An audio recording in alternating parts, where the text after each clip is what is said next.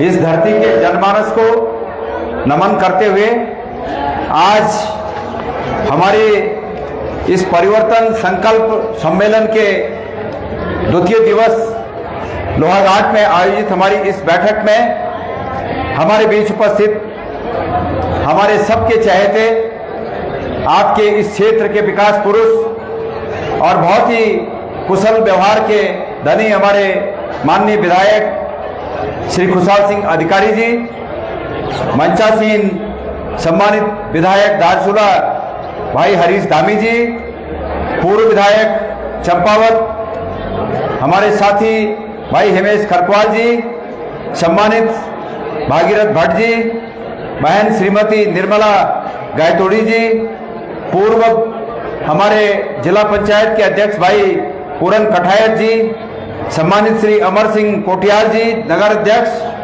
भाई चांद सिंह बोरा जी ब्लॉक अध्यक्ष, भाई महेश भट्ट जी ब्लॉक अध्यक्ष, भाई प्रहलाद सिंह जी प्रहलाद सिंह जी बाराकोट से ब्लॉक अध्यक्ष, भाई उमेश खरकवाल जी, मंचासीन सभी हमारे संगठन के पदाधिकारीगण, नेतागण और उपस्थित मातृशक्ति, इस विधानसभा और इस जिले के सम्मानित हमारे भाइयों बहनों बुजुर्ग हमारे साथी और मेरे युवा साथियों, मैं सबसे पहले आप सबको तहे दिल से मन की अंतरतम गहराइयों से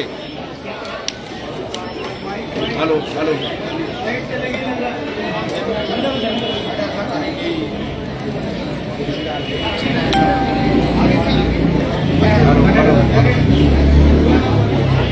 मुझे मालूम था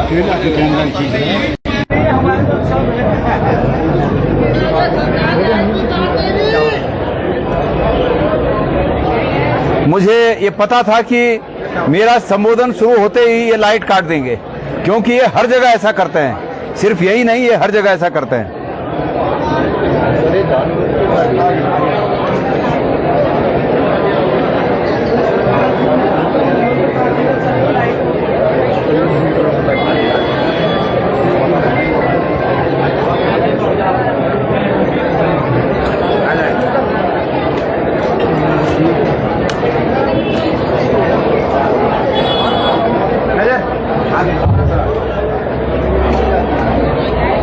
ऐसा कोई कार्यक्रम नहीं है, गढ़वाल से लेकर यहां भी ये शुरू हो गया है।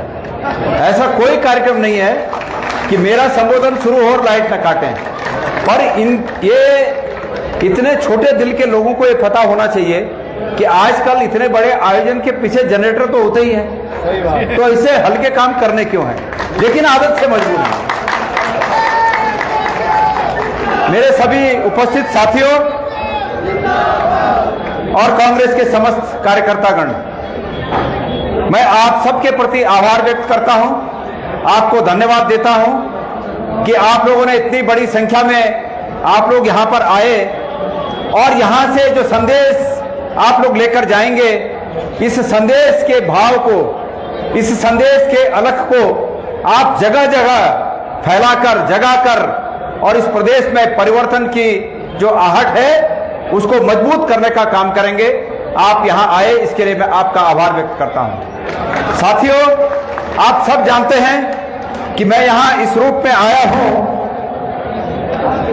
कि कांग्रेस अध्यक्ष के रूप में मेरा यह कर्तव्य बनता है कि मैं कांग्रेस की विचारधारा को मजबूत करूं। और अब यह प्रश्न उठता है कि कांग्रेस की ही विचारधारा को मैं क्यों मजबूत करूं। भाई ये हमला कर रहे हैं, जरा इनको शांत कर देना। मैं कांग्रेस की विचारधारा को क्यों मजबूत करूं, यह प्रश्न उठता है। और यह प्रश्न कांग्रेस के कार्यकर्ताओं के मन में तो ना उठे, लेकिन आम जनता के मन में उठ सकता है कि कांग्रेस के विचार को मजबूत करने के पीछे जनता का क्या हित है। और मैं इसके लिए वचनबद्ध हूं कि मैं जनता के इस आकांक्षा का, जनता के इन प्रश्नों का मैं उत्तर दे सकूं। मेरे प्यारे भाइयों, किसी भी विचार का महत्व, उसके अतीत में उसकी उपयोगिता, वर्तमान में उसकी प्रासंगिकता और भविष्य में उसकी संभावना इन तीन बातों पर निर्भर करती है। और इसलिए अतीत में कांग्रेस की उपयोगिता यह थी कि कांग्रेस ने अतीत में इस देश को आजाद कराने का काम किया। अभी यहां पर हम नाम ले रहे थे, हम यहां पर कालू सिंह महाराज जी का नाम ले रहे थे, हम कालू सिंह महाराज जी को नमन कर रहे थे। कालू सिंह महाराज जी वो व्यक्ति थे जिन्होंने कांग्रेस के विचार से प्रभावित होकर इस बात को मन में ठाना कि निश्चित रूप में यह देश आजाद होना चाहिए। और इस प्रकार के कालू सिंह महाराज उत्तराखंड के गांव-गांव से, घर-घर से और इस पूरे देश के गांव-गांव से पैदा हुए और उन सब ने उस समय में अपनी भूमिका निभाई। किसी ने फांसी पर चढ़कर इस देश के उस समय के नौजवानों में एक जज्बा पैदा किया कि हमारे देश की आजादी के लिए अगर कोई शहादत दे सकता है तो हम खून दे सकते हैं, और कोई खून दे सकता है तो हम पसीना बहा सकते हैं, लेकिन इस देश को आजाद करेंगे। तो अतीत में कांग्रेस की प्रासंगिकता यह थी और वर्तमान में कांग्रेस की उपयोगिता यह है कि कांग्रेस पार्टी देश में केंद्र सरकार से लेकर और राज्य सरकार तक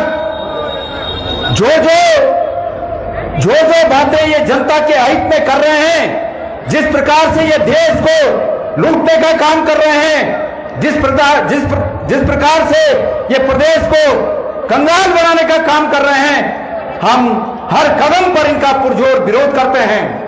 ये वर्तमान में हमारी उपयोगिता है और भविष्य में हमारी संभावना ये है कि जिन बातों को हम आपके सामने कहते जा रहे हैं, आपके आशीर्वाद से जब प्रदेश में सरकार बनेगी तो हम उन बातों को संकल्प के रूप में अपने मन में आज लेके जाकर और उन संकल्पों की पूर्ति करने का सरकार बनने पर काम करेंगे।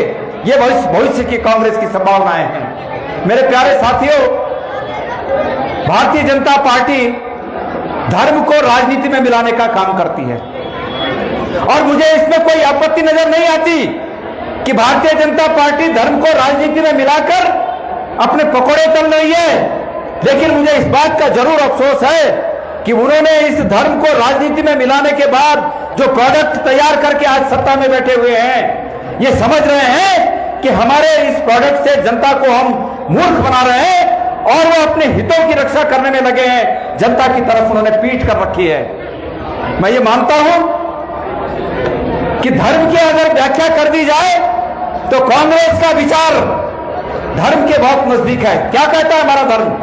हमारे धर्म के दो श्लोक हैं और एक श्लोक कहता है कि इयम निज परावेति गणनाम लघु चेतसाम विशाल हृदया नाम वसुधैव कुटुंबकम। एक हमारे धर्म का आधार है और हमारा धर्म कहता है कि भाई वसुधैव कुटुंबकम, पूरा विश्व एक परिवार है। इयम निज परावेति, ये मेरा ये तेरा, ये छोटे मन का विचार है, लेकिन बड़े मन का विचार यह है कि ये पूरा विश्व एक परिवार है। हमारी पार्टी के विचार इस श्लोक के नजदीक हैं। हम जब अपने घरों में पूजा करते हैं, पूजा में पंडित जी आखिर में क्या बोलते हैं? आखिर में क्या बोलते हैं?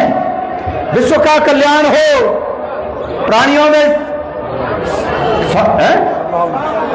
में सद्भावना हो, विश्व का कल्याण हो।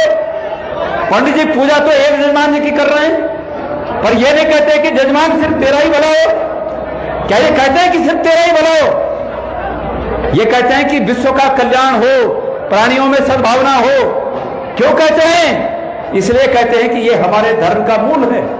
लेकिन बड़े अफसोस की बात है कि आज भारतीय जनता पार्टी धर्म के नाम पर जब सत्ता में आई तो सत्ता में आने के बाद इन्होंने ठीक धर्म के आचरण के विपरीत काम किया है। जरा भाई ये खाना पीना सब बांट दो। विधायक जी मैंने पहले बोला था ये थोड़ा रुक जाओ भाई।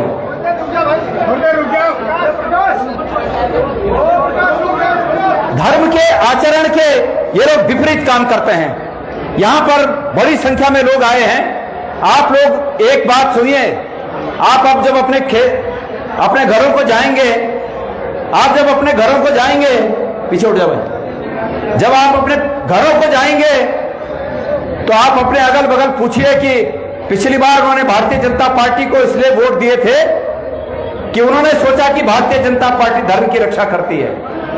मैं सन 91 से और आज तक भारतीय जनता पार्टी से हिसाब मांगना चाहता हूं कि 91 में उन्होंने कहा कि हम राम मंदिर बनाएंगे, जगह जगह से एक एक ईंट दीजिए, और वो जितने ईंट के पैसे इकट्ठे हुए थे वो उनको गड़प कर दिया।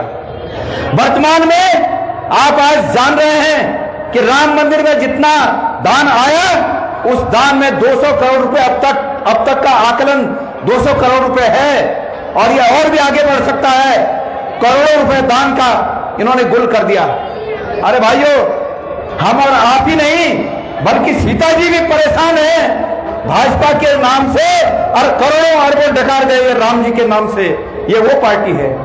आखिर धर्म के नाम पर लोगों के वोटों को ठगने वाले लोग ये जनता के हितों के काम नहीं कर रहे हैं, बल्कि ये सिर्फ और सिर्फ जनता को उस धर्म के नाम पर ठगने का काम कर रहे हैं। मेरे प्यारे साथियों, आप सब जानते हैं ये गणेश गोदियाल 6.5 साल बद्रीनाथ और केदारनाथ मंदिर का अध्यक्ष रहा।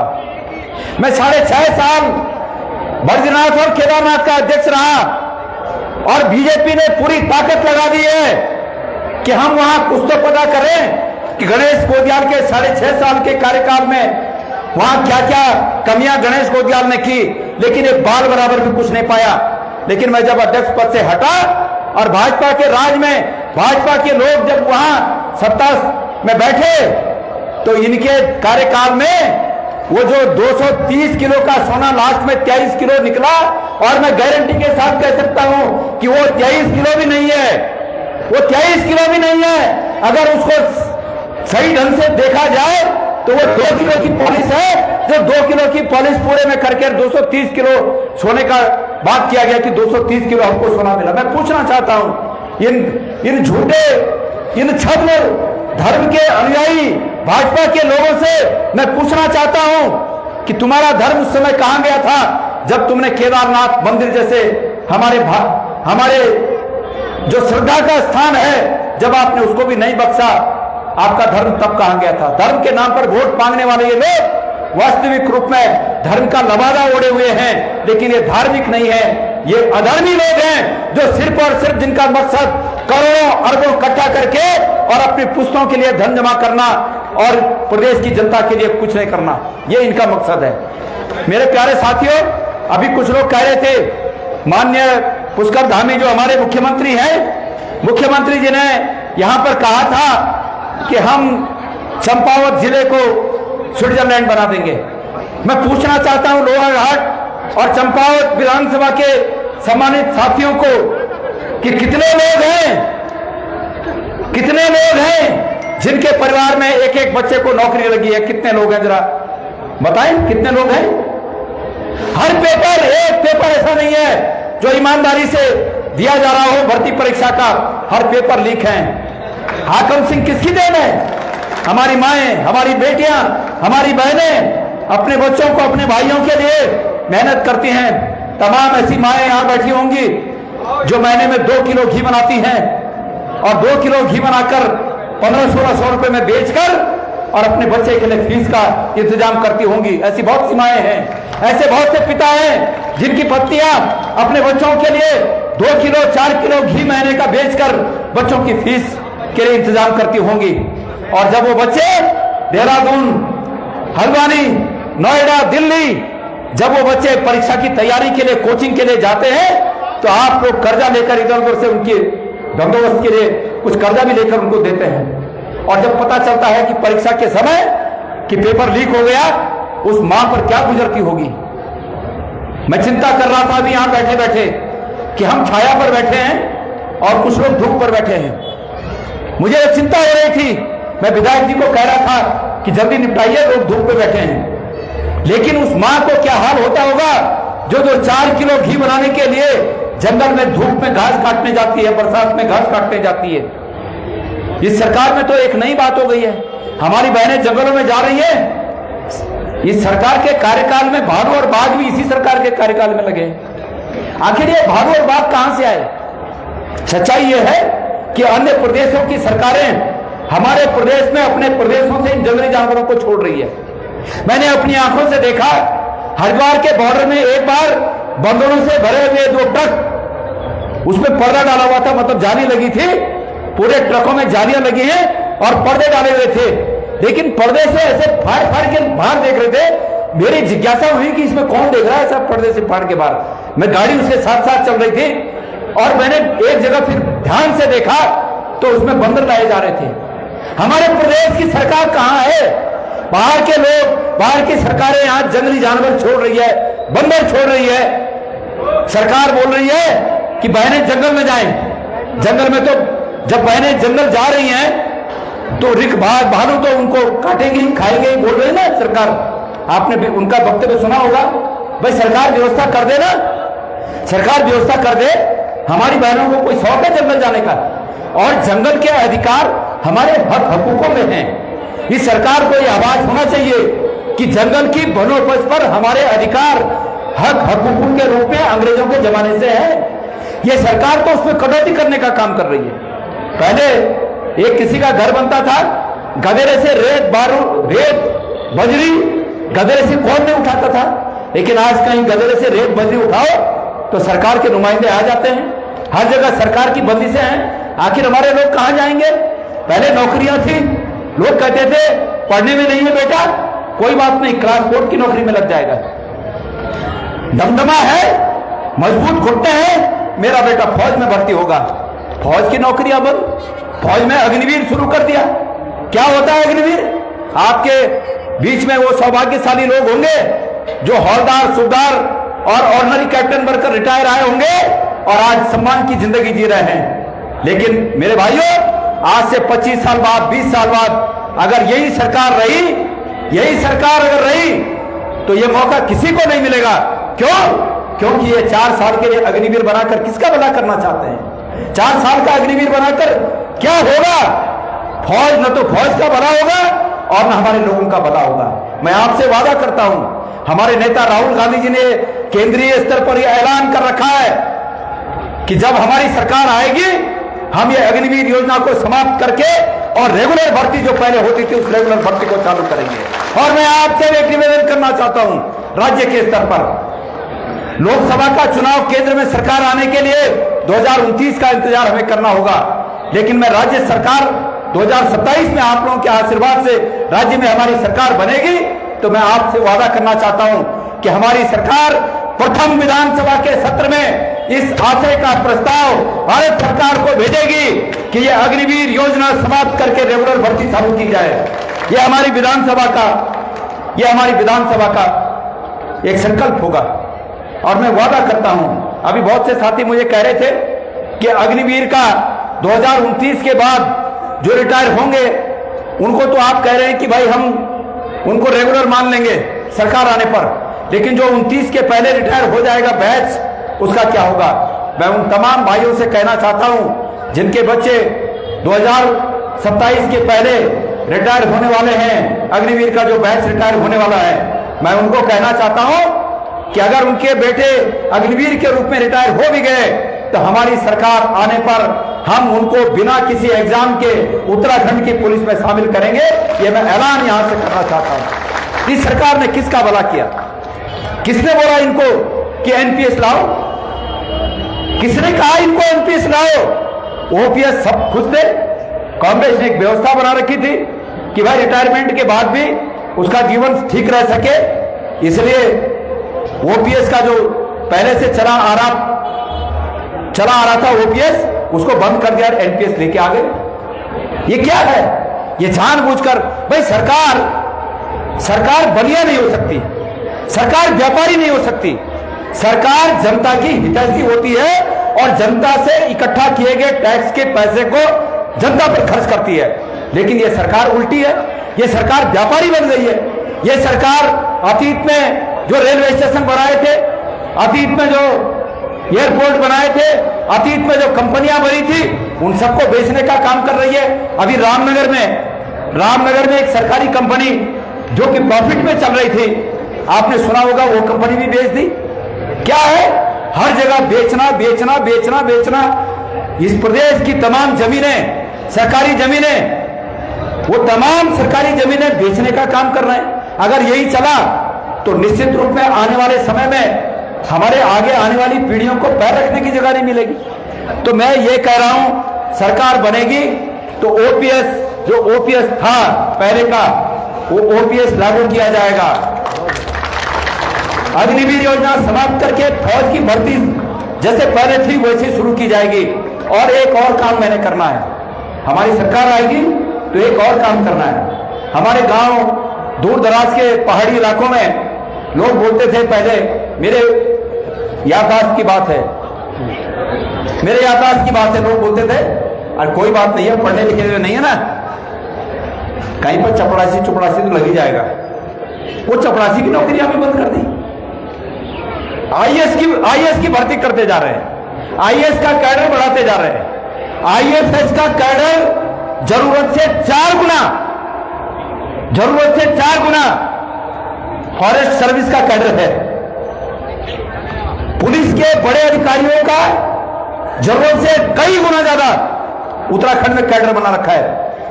उनकी तनख्वाह 2.5 लाख 3 लाख और 10-15 हजार वाले के लिए तुम आंकते हो। ये सरकार ये चल जाएगी? लगता है कि उत्तराखंड की सरकार है, ये लगता है कि ये वो सरकार है जिसके लिए आपने नारे लगाए थे, कोदा झंगोरा खाएंगे, उत्तराखंड बनाएंगे, हमारी अपनी सरकार होनी चाहिए। ये लगता है आपको कि ये वो सरकार है? हमारे भाई एमएस करपाल जी कह रहे थे और बात सच है, जिसने पहाड़ों की गरीबी देखी होगी वही व्यक्ति यहां की सच्ची सरकार बन सकता है। जिसको ये पता होगा कि एक व्यक्ति अगर किसी का बेटा बेरोजगार है तो उस बेरोजगारी से शाम को उस व्यक्ति का शाम की एक रोटी कम हो जाती है जब वो सामने जवान अपने बेटे को खड़ा बेरोजगार देखता है। मैंने कल एक भाषण में कहा और आज फिर कहना चाहता हूं, इस प्रदेश में बेरोजगारी का ये आलम है कि प्रत्येक गांव में 10, 20, 25, 50 और 100 गांव के आकार के हिसाब से हमारे युवा बिना शादी के अनब्याहे रह गए हैं। आपके गांव में भी होंगे जिनकी उम्र 40 पार करने वाली है, शादियां नहीं हुई हैं। इसलिए नहीं हुई क्योंकि रोजगार नहीं है। क्या सोच रही है सरकार? सरकार मगन है दारू के कारोबार में, सरकार मगन है खनन के कारोबार में, धामी जी मगन है अपने पुश्तों के लिए धन जमा करने में। लेकिन मैं आपको वादा करता हूं, ये पुश्तों के लिए धन जमा करने वाले लोग एक दिन आपके सामने बेनकाब किए जाएंगे। मैं वादा करता हूं आपसे, बेनकाब किए जाएंगे। मैं आपके विधायक जी को धन्यवाद देना चाहता हूं। कल परसों से मैं आपके बीच हूं।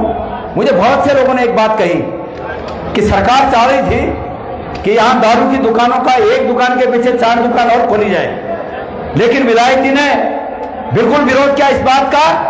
और ये विधायक जी के कार्यकाल की एक बहुत बड़ी उपलब्धि है। अन्य उपलब्धियां तो हैं ही, लेकिन एक बहुत बड़ी उपलब्धि यह है कि शराब के चलन को विधायक जी ने बहुत कंट्रोल करने का काम किया। और एक बात यह है, यह आसान बात नहीं है। शराब माफिया से पंगा लेना, शराब के कारोबारियों से उनके विरोध में खड़ा होना, इसका मतलब सीधे सीधे हरीश धामी के साथ पंगा लेने के बराबर है, क्योंकि काम वही कर रहे हैं। ये काम उन्हीं का है।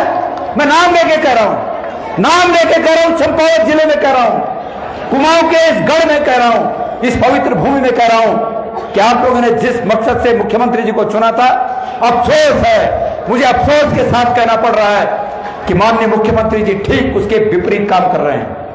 मैं गढ़वाल से आता हूं, लेकिन मेरा भी धामी जी से हम साथ विधायक थे, और जब वो मुख्यमंत्री बने तो मुझे भी कम से कम ये उम्मीद थी कि एक युवा मुख्यमंत्री बना है, भले ही पार्टी कोई दूसरी हो, लेकिन एक युवा मुख्यमंत्री बना है और उस युवा के सामने अभी बहुत बड़ा राजनीतिक सफर तय करना बाकी है। ये प्रदेश के हित में काम करेंगे। लेकिन बड़े अफसोस के साथ कहना पड़ रहा है कि मुझे जब मैं उनसे मिलता था तो मुझको भी ये आभास नहीं हुआ कि इस भोली सूरत के पीछे इरादे कितने भयानक हैं। मुझे तब ये आभास नहीं हुआ। और आज जब मैं उनके कृत्यों को देखता हूं तो मुझे बहुत अफसोस होता है। ये सरकार के माथे पर कलंक है कि इस प्रदेश के एक किसान ने आत्महत्या करते हुए लिखा कि सरकार और सरकार के अधिकारियों को पैसे की कमी हो गई है। मैंने 70 जगह अपनी व्यथा बताई, लेकिन कहीं से मुझे राहत नहीं मिली। अंत तो बताओ, मैं आत्महत्या कर रहा हूं और सरकार से कहा कि मेरे शरीर के अंगों को बेचकर मेरी किडनी, मेरा लीवर और ये आंखें जो होती हैं, इनको बेचकर ये पैसे पूरे करना, ये पैसे मैं इनको देना चाहता हूं। ये कितनी बड़ी व्यथा है, और अपने को गोली मार दी, कितनी बड़ी व्यथा है, सोचिए जरा। तो इसलिए मैं आप लोगों से आह्वान करने आया हूं मैं आपसे ये कहने आया हूं कि आप लोगों के आशीर्वाद से सरकार बनेगी तो ये गणेश गोदियाल निजी रूप में ये गारंटी लेता है कि आपको ये महसूस होगा कि वो सरकार उत्तराखंड की सरकार होगी, इस प्रदेश के मन के अनुरूप चलने वाली सरकार होगी।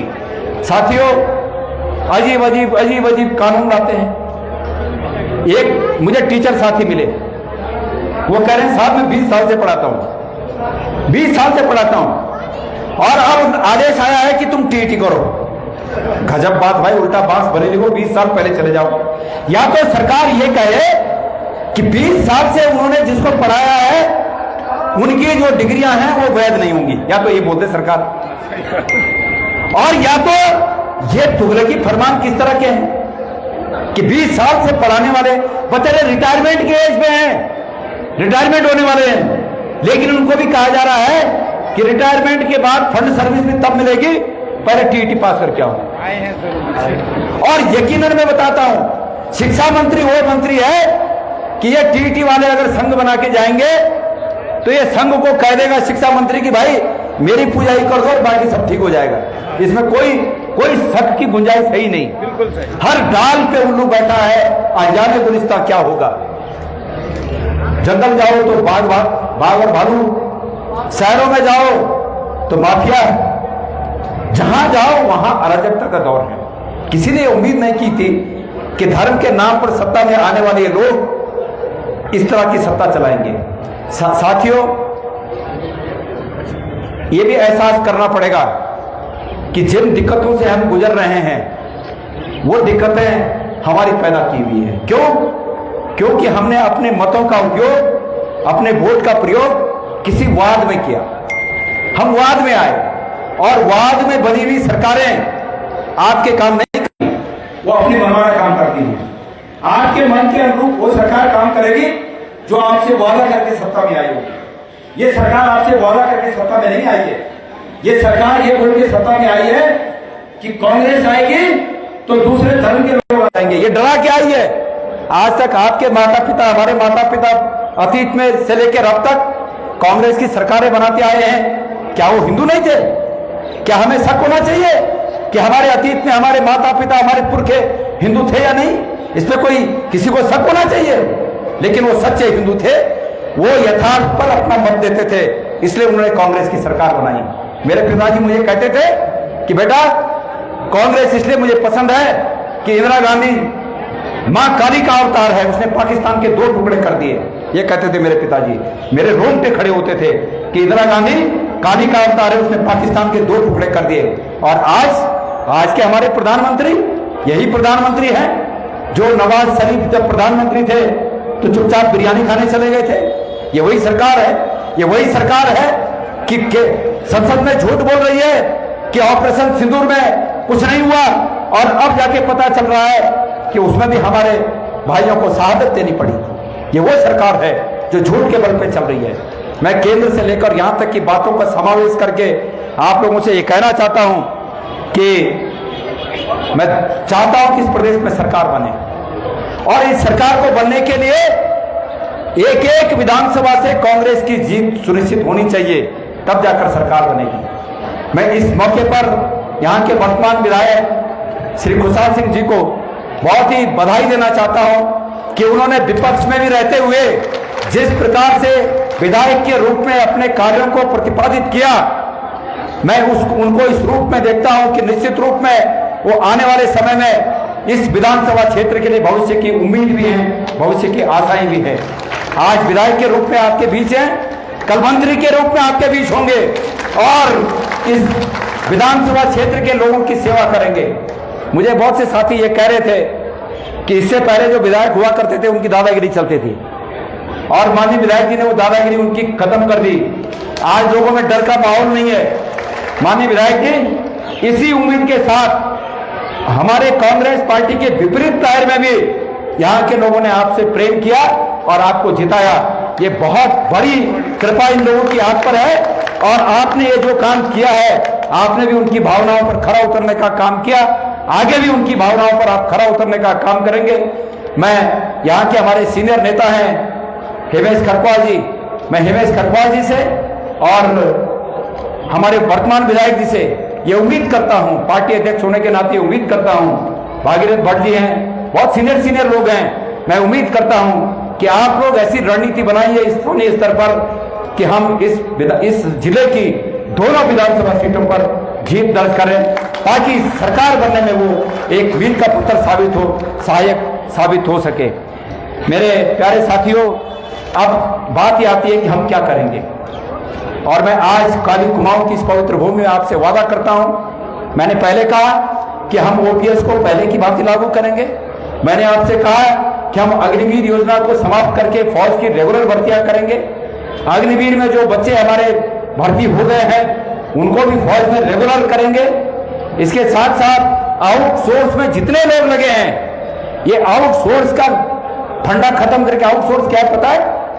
नेता मंत्री लोग बड़ी बड़ी कंपनियों से ठेका कर देते हैं, कमीशन लेते हैं, और गरीब आदमी को, मतलब सरकार तो दे रही है एक पद के पीछे 20,000 25,000, लेकिन जिस गरीब आदमी से काम कराती है उसको दे रही है 8,000। ये शोषण है, और ये शोषण उत्तराखंड की सरकार, अगर सरकार उत्तराखंड की होगी, ये सरकार उस एहसास की होगी कि हम उत्तराखंड के हैं, तो ये सरकार इस तरह के काम नहीं होने देगी। तो मैं आपसे वादा करता हूं कि वो आउटसोर्स नाम खत्म करके हम उन लोगों को भी नियमानुसार, उन लोगों को भी जो तमाम आउटसोर्स की नौकरियों पर मजबूरी में दिन काट रहे हैं, अच्छे दिनों की उम्मीद कर रहे हैं, उनके जीवन में भी हम अच्छे दिन लाएंगे, ये मैं आपसे वादा कर रहा हूं। मेरे प्यारे भाइयों, सरकार ने कहा था बहुत हुई महंगाई की मार, अब की बार भाजपा सरकार बोला था, क्या हुआ? सोना 1,80,000 पर पहुंच गया। कितने पर? आप लोग तो घाम ना उड़ो, और तुम्हारा घाम देखकर मीदा तकलीफ होनी चाहिए। बोलना बहुत कुछ था, लेकिन क्या करें, घाम की वजह से मैं असमंजस में हूं कि जब मेरे को यहां पसीना हो रहा है तो आप लोगों को कितना हो रहा होगा। कहां गया सोना? 1,80,000। यहां पर बैठे हुए जितने लोग हैं, आप मन पर हाथ रखकर बोलिए, इसमें कौन ऐसा सक्षम है जो अपनी बेटी की शादी में 4 तोला सोने का सबूत दे सके? कौन है ऐसा सक्षम? अफसोस की बात है। और जब आपकी शादियां हुई होगी ना, जो मेरे उम्र की बहनें हैं, जब आपकी शादियां हुई होगी ना, तब कांग्रेस की सरकार थी, और आपके पिताजी चाहे कुछ भी करते होंगे, लेकिन 3-4 तोले की बुलाक, नथुनी और क्या बोलते हैं इसको, कौन जी, इतना तो जरूर देते होंगे। आदमी सक्षम था। आज क्या हुआ? अच्छी सरकार है, अच्छे दिन है, क्या हुआ? बड़े अफसोस की बात है, बड़े अफसोस की बात है। इतने साल प्रधानमंत्री जी कह रहे हैं सोना मत खरीदो। प्रधानमंत्री जी को तो अच्छे दिनों में यह कहना चाहिए था कि अच्छे दिन आए हैं भाई, 20-20 तोला खरीदो, ये बोलना चाहिए था, पर बोलना पड़ रहा है कि सोना मत खरीदो। कितनी मजबूरियां होंगी, और कितनी बड़ी बात है। 18 साल के व्यक्ति को, 18 साल के हमारे युवा को, जब वो फौज में अग्निवीर भर्ती हो रहा है, उसको 22 साल में बोल रहे हैं कि घर चले जा। और मुख्यमंत्री जी 76 साल के हैं, और फिर भी नियत लगी हुई है कि मेरे को एक मौका और दे दो। मतलब 80 साल में अपने को एक मौका और हमारे युवा साथियों को कि तुम चले जाओ घर। क्या है ये सब? क्या इसी तरह के अच्छे दिनों के सपने आप लोगों ने देखे थे? इसलिए मैं आप लोगों से निवेदन करता हूं कि दूर दूर से आए हुए हमारे भाई, हमारी बहनें, ये लोहाघाट के इस रामलीला मैदान में इस बात को याद रखना कि गणेश गोदियालाल के बीच से ये वादे करके गया है कि हम जंगलों में आग को बुझाने का काम करेंगे, ताकि बाघ जंगलों में ही रहें, घर में न घुसें। अतिथि शिक्षकों को नियमित करने के लिए हम पॉलिसी लाने का काम करेंगे। ये टीईटी का जो मसला है, इसको सॉल्व करने का काम करेंगे। ओपीएस के मसले को हम, ओपीएस है उसको यथावत, जो पहले ओपीएस था उसको लागू करने का काम करेंगे। और इस प्रदेश में क्लास 4 की भर्तियां, ताकि प्रत्येक व्यक्ति, हर वो घर जिस घर में कोई सरकारी रोजगार पर नहीं है, एक व्यक्ति को सरकारी रोजगार मिल सके, हम क्लास 4 की भर्तियां खोलेंगे। मैं आप लोगों से वादा करता हूं। हम भगवान गोरजू की सौगंध खाकर मैं आज इस बात को कहना चाहता हूं कि हे प्रभु, हमें सत्ता में लाना तो हमें इतनी शक्ति भी देना कि जो ये उचाने, जो ये मनौतियां हम आपके बीच से आकर के जा रहे हैं, हम इन मनौतियों को पूरा कर सके। इन्हीं शब्दों के साथ आप सबका बहुत बहुत धन्यवाद। मैं बोलना बहुत था, पर विधायक जी आगे से जब कभी ये व्यवस्था बने तो यहाँ पर पंडाल में कुछ ऊपर से ओढ़ा जाए, ताकि यहाँ पर बैठे हुए लोगों के धूप में बैठने के कष्ट के कारण मुझे बार बार ये लग रहा था कि मैं सरकार में ही होगा, अब सरकार में होगा तो इसकी भी व्यवस्था की जाएगी। आप सब लोगों का बहुत बहुत धन्यवाद। जय भारत, जय उत्तराखंड। कांग्रेस पार्टी।